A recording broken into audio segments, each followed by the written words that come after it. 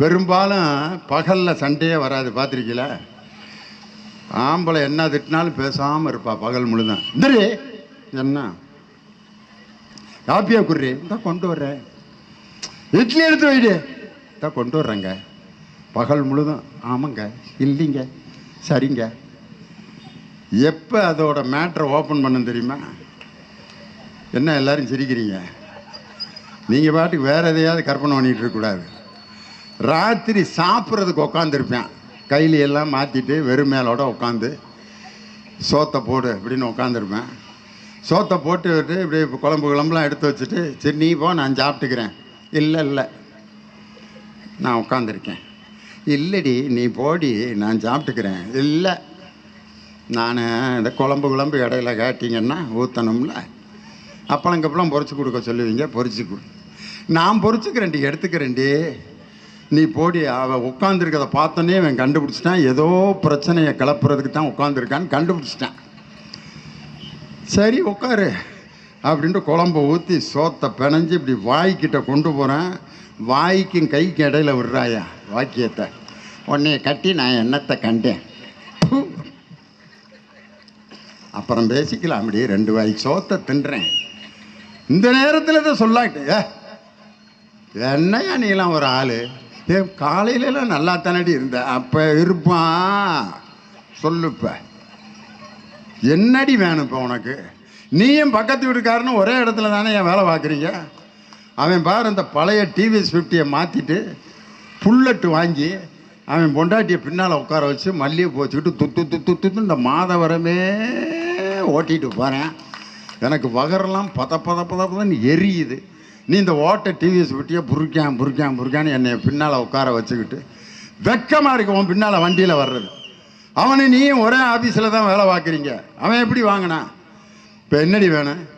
Bullet கொண்டு வந்து இறக்கிறேன்ட்டு 15 வட்டிக்கு கடனை வாங்கி புல்லட்டை மாலை போட்டு கொண்டு வந்து இறக்கிட்டான். வாங்கிட்டோம்ல, ஆம்பளடி வாங்கினது பெருசு இல்லை. இந்த பக்கத்து வீட்டுக்காரி பார்க்குற மாதிரி என்னை பின்னால் உட்கார வச்சு 10 ரவுண்ட் அடிக்கிற மாதவரம் முழுவதும். இவ்வளோதானே? போ பட்டு புடவை கட்டிட்டு மல்லிகை வச்சுட்டு வா. பின்னாடி பின்னால் உட்காந்து இந்த கம்பியை மட்டும் பிடிச்சிட்டு வருங்க சில பெண்கள், பார்த்துருக்கீங்களா? அது கம்பியை பிடிச்சிட்டு வருதுன்னா வீட்டில் ஏதோ பெரிய பிரச்சனையாக இருக்குன்னு அர்த்தம். இந்த சட்டை தோள்பட்டையை மட்டும் பிடிச்சிருக்குங்க, அதுகளுக்கு கல்யாணம் ஆகி ஒரு 15 வருஷம் ஆன குரூப்பாக இருக்கும். இந்த கையை இறுக்க பிடிச்சிருக்குன்னா கல்யாணம் ஆகி இப்போ தான் 5 வருஷம் ஆகுதுன்னு அர்த்தம். 2 கையிலையும் இடுப்பை இறுக்க பிடிச்சிட்டு வருதுன்னா கல்யாணம் இப்போ தான் ஆகிருக்குன்னு அர்த்தம். ஆம்பளை நினப்பான் நம்ம மேலே ரொம்ப பிரியமாக இறுக்க கட்டி பிடிச்சிட்டு வராளேன்னு. பெண்கள் இறுக்க ஆம்பளையை கட்டி பிடிச்சி பின்னால் உட்காந்துருக்கிறதுக்கு என்ன காரணம்னா, ஏதாவது பைக்கு ஆக்சிடெண்ட் ஆனால் உளுந்து நான் சாவேன், நீ மட்டும் பொழைச்சிக்கிருவியா, உன்னையும் சேர்த்து இழுத்துக்கிட்டு சாகடிக்கிறதுக்கு தான் நாங்கள் இறுக்க கட்டி பிடிச்சிருக்கோன்றிருக்கேன். அந்த அம்மா இவ்வளோதானே, வாடி மல்லிகை போச்சுட்டு வான்ட்டு பின்னால் உட்காந்து அந்த அம்மா தோலில் அப்படி கையை போட்டுட்டு ஓட்டுங்க, அவள் வர்றா, அவள் பார்க்குற மாதிரி ஓட்டுங்க, தித்துன்னு ஓட்டுறேன். 1ஆம் தேதியிலேருந்து 15ஆம் தேதி வரைக்கும் பார்த்தீங்கன்னா 80ல் போகிறாரு ஐயா ஜும்முன்னு. 15ஆம் தேதிக்கு பிறகு 60க்கு மேலே போக மாட்டேங்குது வண்டி. 25ஆம் தேதி 40லேயே போகிறேன். வீட்டுக்காரம்மா கேட்டு, ஓட்டியா? என்னையா? ஓட்டுறேன். அப்புறம் ஏன் ஓட்ட மாட்டேங்கிற? ஏண்டி கேட்குற? 1ஆம் தேதி கட்டணும் முடி, 7500 ரூபா கட்டணும் முடி. ஆக்சிலேட்டரை திருகுனா 1ஆம் தேதின்னு கேட்குது. கிளச்சை அமுக்கி பிரேக்கை மாற்றினா கட்டாட்டி பிடிங்கிட்டு போயிடுவாங்க. பிரேக் அடிக்கிறான் 7500 ஐயோ ஓட்ட முடியலடி வண்டியான்னு. 1 லட்சம் ரூபாய்க்கு ஒருத்தன் பைக் வாங்கினவன் கூட வண்டியை நிம்மதியாக ஓட்ட முடியல. எங்கள் ஊரில் இப்படி தான் ஒரு ஆள் பஸ்ஸில் செக்கிங் இன்ஸ்பெக்டர் வருவாங்க தெரியுமா, டிக்கெட் யார் எடுக்கலன்னு பார்க்குறதுக்கு வந்து டிக்கெட்லாம் செக் பண்ணிக்கிட்டு இருந்தார். ஒருத்தன் திடீர்னு இப்படியே பார்த்துட்டு இறங்கி ஓடுறான். உடனே டிக்கெட் எடுக்கல போல, அதுதான் இந்த ஓட்டம் ஓடுறான்ட்டு பின்னாடியே செக்கிங் இன்ஸ்பெக்டர் விரட்டிட்டு போய் கீழே உளுந்து மூஞ்சி முறையெல்லாம் பேர்ந்து திருப்பி விரட்டிட்டு போயிட்டார். அவன் 3 தெருவுக்குள்ளே பூந்து பூந்து பூந்து போய் கடைசியாக ஒரு இடத்துல இப்படி நின்று அப்பா அப்படின்ட்டு ஒரு டீ போடனேன் அப்படின்னு டீ கடையில் டீ கேட்டுக்கிட்டு இருந்தேன். பிடிச்சிட்டாரு செக் இன்ஸ்பெக்டர் ராஸ்கல். எத்தனை வருஷம் நான் சர்வீஸை, நான் இப்படி டிக்கெட் எடுக்காதவனை பிடிக்காமல் இருந்ததே இல்லை. எங்கே ஏன்டா டிக்கெட் எடுக்கல அப்படின்னா அவன் பாக்கெட்லேருந்து டிக்கெட் எடுத்து இப்படியே காமிச்சிருக்கேன். டிக்கெட்டை எடுத்துட்டியா, அப்புறம் ஏன்டா ஓடுனேன் அப்படி. நான் ஓடுவேன், பரதநாட்டியம் ஆடிவேன், டான்ஸ் ஆடுவேன், நான் தான் டிக்கெட்டை எடுத்துட்டேன்ல, என்னை ஏன்டா நீ துரத்திட்டு வந்த அப்படின்னு. அப்போ தான் அவர் சொல்லியிருக்காரு, ஆயுசில் யாராவது ஒருத்தனை நான் பிடிக்கணும்னு நினச்சி விரட்டிட்டு வந்தேன், கடைசிக்கு அவனும் டிக்கெட் எடுத்தவன் நான் போயிட்டானேன்ட்டு. இப்படி தான் ஒரு அம்மா தன்னுடைய மகனுக்கு இன்ஜினியரிங் காலேஜில் இடம் கிடச்சிருச்சு. 50,000 ரூபா கட்ட சொல்கிறாங்க. 40,000 ரூபா பிரட்டிருச்சு. சாமிகிட்ட போய் வேண்ட போகுது. யார்? லட்சுமி சாமிகிட்ட. லட்சுமி கையிலேருந்து இப்படி காசு கொட்டுற மாதிரி அந்த சாமிகிட்ட போய், லட்சுமிமா, அம்மா அம்மா மகனுக்கு இன்ஜினியரிங் காலேஜில் கிடச்சிருக்கும்மா, மாறிம்மா. லட்சுமிம்மா, ஐயா இருக்கிற சாமியெல்லாம் கூப்பிடுது. 50,000 ரூபா கட்ட சொல்கிறாங்க. 40,000 ரூபா பிரட்டிட்டேன். இன்னும் ஒரு 10,000 ரூபா இருந்து கைமாற்று கொடுத்தீங்கன்னா நான் எப்படியாவது என் வாழ்க்கையை ஓட்டி என் பிள்ளைய காலேஜில் சேர்த்துருவேன்ப்பா. அந்த சாமி இப்படியே பார்க்குது. யார்? கையில் அவ்வளோ சில்லற காசு கொட்டுற மாதிரி இருக்க சாமி இப்படியே பார்க்குது. அது கையிலேருந்து எப்படி 10,000 ரூபா கொடுக்குமா அது? ஆனால் அந்த அம்மாட்ட அந்த சாமி பேசுகிறது காதில் உழுகுது.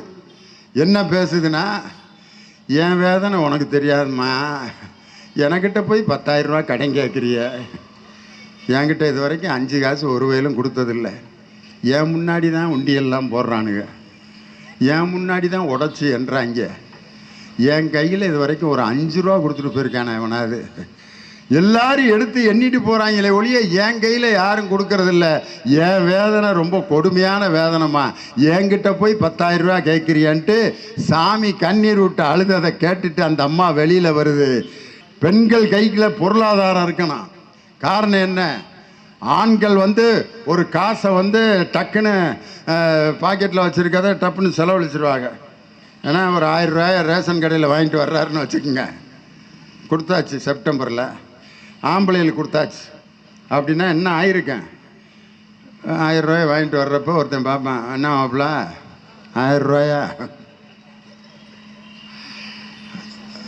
1000 ரூபா வச்சுருக்க, சரி என்னடா ஏன்டா அத்தனை தடவை சொல்லி காட்டுற, என்ன வாங்க போகிற, வீட்டில் கஷ்டமாக இருக்க, அரிசி பருப்புலாம் வாங்கலாம்ட்டு இருக்கேன், நீயும் உன் பொண்டாட்டி உன் பிள்ளை 3 பேர் தானடா இருக்கீங்க, 1000 ரூபாய்க்கு எதுக்கு அரிசி வாங்குற, ஒரு 500 ரூபாய்க்கு வாங்கு, நான் உன்னை வேணான்னு சொல்ல, 500 ரூபாய்க்கு வாங்கு, மீதி ஒரு 200 ரூபாய்க்கு நம்ம சந்தோஷமாக இருப்போம், வாங்கிரு. வேணாம்டா, டே பிள்ளை இருந்திருந்து தலைவர் கொடுத்துருக்காருடா, வேணாண்டா பிள்ளைகளுக்கு செலவழிக்கணும்டா, 750 ரூபா வீட்டுக்கு செலவழிடா, 250 ரூபா, 200 ரூபாய்க்கு வாங்கு, 50 ரூபாய்க்கு சைடிஸ், ஓகே அப்படின்ட்டு, சரி வாடா அப்படின்ட்டு 1000 ரூபாயை மாற்றி 250 ரூபாய்க்கு வாங்கி சாப்பிட ஆரம்பிக்கிறாங்க.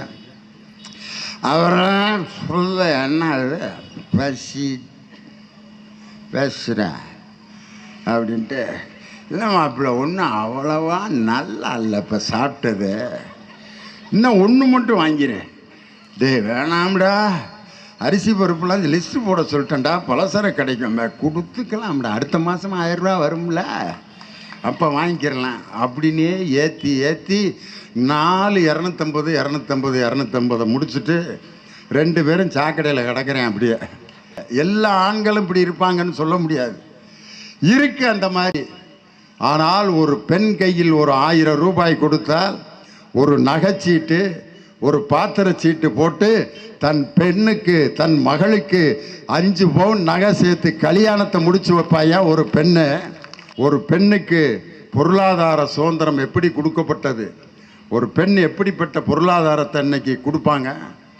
ஒரு ஆணால் ஒரு காய்கறி வாங்க முடியுதா, காய் வாங்கிட்டு வாயா அப்படின்னு அனுப்புது ஒரு அம்மா, போயிட்டு வரேன்டி அப்படின்னு மார்க்கெட்டில் என்ன காய் வேணும், கத்திரிக்காய் வாங்கிட்டு வாங்க போங்க அப்படின்ட்டு போய் வாங்கிட்டு வந்து பார்த்தா பூரா முத்த கத்திரிக்காய். இந்த கத்திரிக்காயை ஒரு பார்த்து வாங்க தெரில, எப்படி வாங்கினா, காய் வாங்கினா அமுக்கி பார்த்து வாங்கணும்யா, சரி இனிமே காய் வாங்கினா அமுக்கி பார்த்து வாங்கிட்டு வரேன் அப்படின்ட்டு போய் சொல்லிட்டான். இன்னைக்கு இதை குழம்பு வைடி அப்படின்ட்டான். அடுத்து காய்கறி மார்க்கெட்டுக்கு போகிறப்ப என்ன காய் வாங்கணும்னு கேட்டிருக்கேன். வெண்டைக்காய் வாங்கிட்டு வா அப்படின்னோடனே வெண்டைக்காயை அமுக்கி அமுக்கி எது காடாக இருக்கோ, எது அப்படியே உறுதியாக இருக்கோ, தோல் மாதிரி இருக்கதை அப்படியே அமுக்கி பார்த்துட்டு வாங்கிட்டு, ஐயோ ஐயோ ஒரு வெண்டைக்காயையும் அமுக்கி பார்த்து வாங்கிட்டு வரியா, நீ தானே அமுக்கி பார்த்து வாங்கிட்டு வர சொன்ன. இனிமே காய் வாங்கினா உடச்சி பார்த்து வாங்கிட்டு வரணும். ஆளு முகரைங்க காய் வாங்க துப்புல்ல. அடுத்த வாரம் நமக்கு மார்க்கெட்டுக்கு போகிறேன். என்ன காய்கறி வேணும்னா முருங்கைக்காய் வாங்கிட்டு வேன் அப்படின்னு.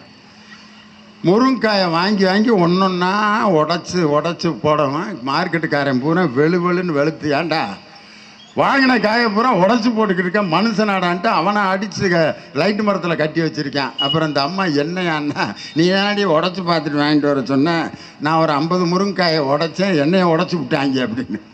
போயா ஒரு மார்க்கெட்டில் ஒரு காயை பேரம் பேசி வாங்க தெரியல.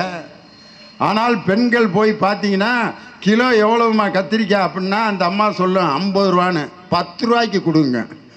ஏமா மனசாச்சு இருக்கா இல்லையா, 50 ரூபாங்கிறேன் 10 ரூபாய்க்கு, சரி ஒரு 5 ரூபாயை போட்டுக்க அப்படின்ட்டு கடைசிக்கு 50 ரூபா சொன்ன கத்திரிக்காயை 25 ரூபாய்க்கு வாங்கிட்டு வருவா. நம்ம வீட்டில் இருக்கக்கூடிய பெண்கள் ஒரு பொருளாதாரத்தை அவர்களால் தான் எளிமையாக கையாள முடியும். மயிலாப்பூர் மார்க்கெட்டில் ஒரு அம்மா முருங்கைக்காய் விற்றுக்கிட்டு இருந்துச்சு. அந்த அம்மா காலையில் 2 10 ரூபான்னு விற்றுச்சு, மத்தியானம் 3 10 ரூபான்னு விற்றுச்சு, சாயந்தரம் 4 10 ரூபான்னு விற்றுச்சு.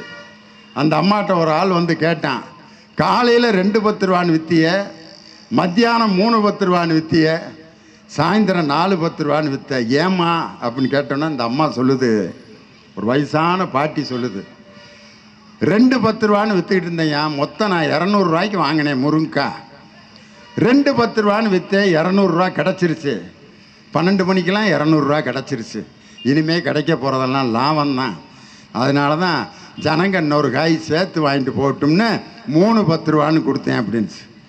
சாயந்தரம் ஏமா 4 10 ரூபான்னு கொடுத்தன்னுக்கு அந்த அம்மா சொல்லிச்சு, காலையில் பணக்காரங்களா தாப்பா காய்கறி வாங்க வருவாங்க, சாயந்தரம் இந்த கூலி வேலை செய்கிறவங்க தான் காய்கறி வாங்க வருவாங்க, கொத்தனார் சித்தாள் ரோட்டு வேலை செய்கிறவங்க, அவங்களுக்கு இன்னும் 2 காய் சேர்த்து கொடுக்கணும்னு தான் 4 10 ரூபான்ட்டு ஒரு முருங்கைக்காய் விற்கிறதுல கூட ஒரு தர்மத்தை, ஒரு நியாயத்தை, ஒரு பொருளாதாரத்தை சிறப்பாக கையாளக்கூடியவள் யாருன்னா ஒரு பெண்ணாக இருப்பதால் தான்.